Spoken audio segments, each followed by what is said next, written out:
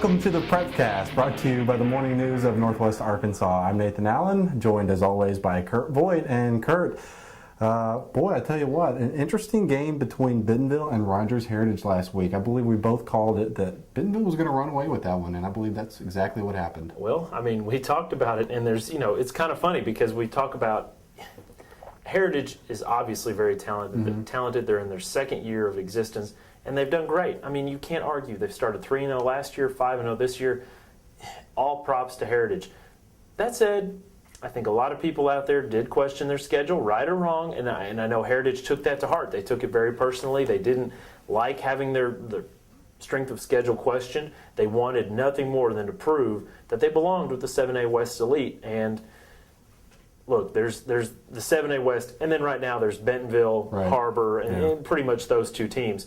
And right now, Heritage is getting Bentonville and then Harbor. Give them a little credit. I think they had more than 200 yards of offense in the first half alone. They scored, 19 points, I mean, they held up their own against a very good Bentonville team, but let's not forget the fact that Bentonville was coming off a bad loss against Fort Smith Southside the week before that, and it was a bad week to catch Bentonville. It was. And hey, Heritage, I went up, talked to him last week. Heritage is good. Yeah. I mean, you can't argue with what they've done offensively. They've gotten bigger since last year. They're not a bad football team. But it's like you said, Bentonville, there's just a big difference between Bentonville and Harbor and the rest of the league right now. I agree. Also, wanted to mention just a couple of other things from last week. Siloam Springs dropped to 0-3 after an 18-13 loss to Morrilton. That's a tough way for them to start the season. Also, Gentry beat Pea Ridge 24-7. That's their first conference victory. And West Fork beat Clarksville 19-7. And they are now tied for second with Dover in the 4A4 conference. So let's go ahead and move into this week. Talking more about Heritage. They host Springdale Harbor this week. Another team that, Yeah, it's like we said. They're running the gauntlet. They've gone from, after this week now, people can't question their schedule anymore. Again, Harbor has some question marks on offense. You can talk more about that. But Heritage, we're going to pick this game in a minute, but this is the kind of game, though, that I think Heritage has more of a chance, because while I think Harbor's defense is the best in the conference by far, although you've seen Southside and you would probably argue that a little bit, I think Harbor's offense does have some question marks right now. And if Heritage gets on a roll, they can score in bunches. Well, Harbor right now does have some question marks on offense, especially with Trey Tyler, senior running back, out. And also the biggest thing that's hurt them is senior receiver Josh McKinney being out with a broke collarbone. That really hurt them extremely hard. And, they've won their last two games, but it's almost like they're barely getting by. And it's a good offense, but they're barely getting by. And I think the reason that you're seeing that is because Harbor's defense is so dominant. Right. I think that Harbor is going to win this game. I know you think it's going to be a little closer, but I think Harbor wins this game 28-17 against Heritage. Well, I'm picking it a little closer. I think it's only 24-21. And look, we'll say it again. It's not till week 10 that Harbor and Bentonville play, and I know coaches hate to talk that far ahead, and I know players can't afford to look that far ahead, and we could run out every cliche in the book.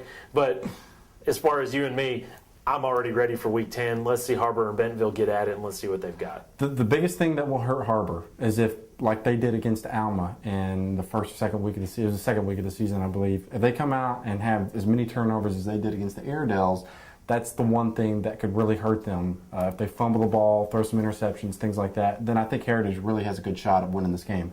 Other than that, Harbor's defense is too dominant right now, and they're just not going to let that happen. So. Right, and look, Harbor has the experience by far. Right. Heritage, everything would have to go perfect for Heritage to be in this game and to win.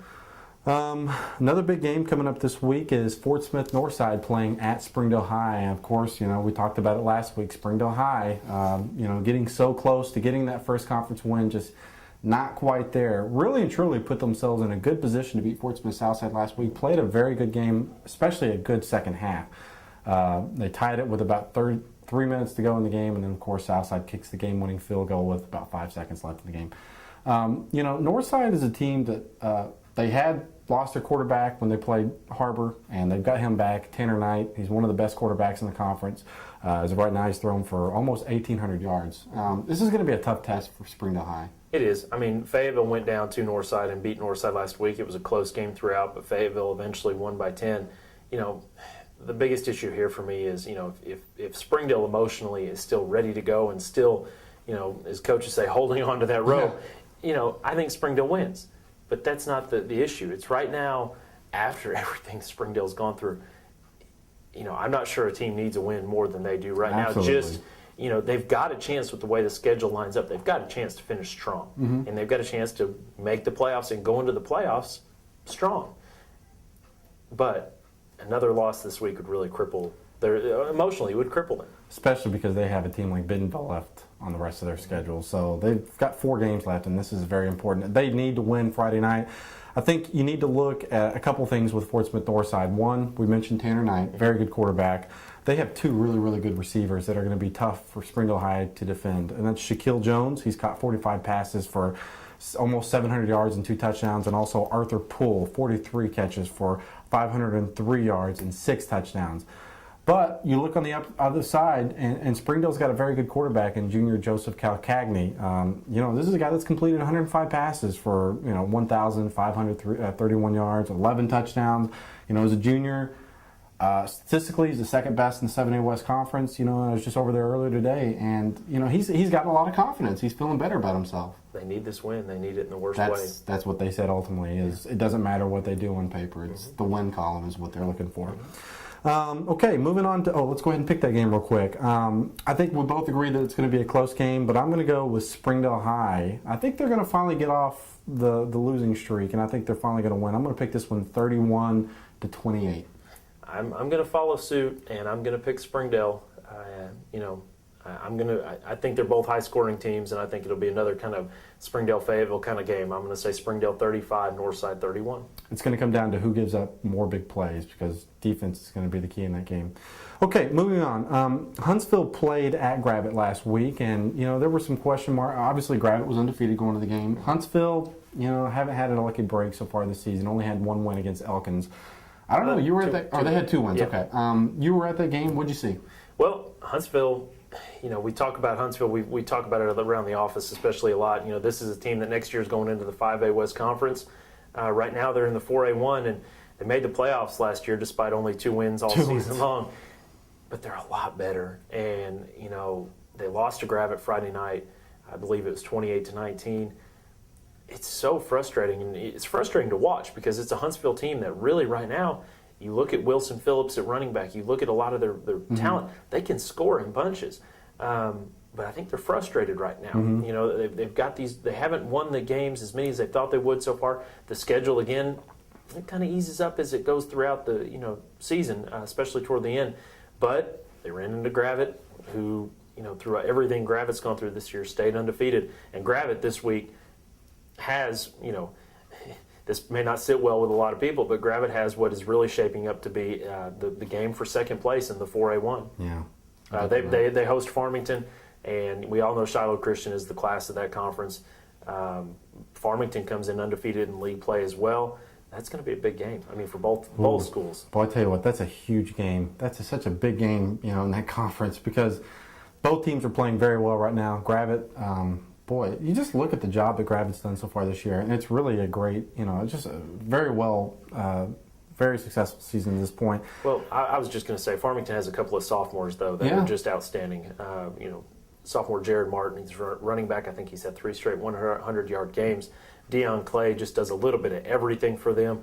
Gravett obviously has, you know, Colt Mormon at quarterback. They've got Michael Crosdale running the ball as well. It's going to be a really good game. Who do you think has the edge in this one? Well, we weren't scheduled to pick this game, but let's do it. Hey, Let's put you on the spot. I'm going to put it on the spot. I've got to go. I'm going to go with the talent. Well, no. I'm going to flip-flop. I'm going with the Gravett. Got to believe in the Lions. Believe the Lions are at home. You have to believe in the Lions. He's going to pick LDC. The LDC. He's going with Gravett. I'm going with Farmington. Thank you for watching the Prepcast here on. Thank you for watching the Prepcast. I'm Nathan Allen with Kurt Voigt. Be sure to check out our website at www.nwapreps.com.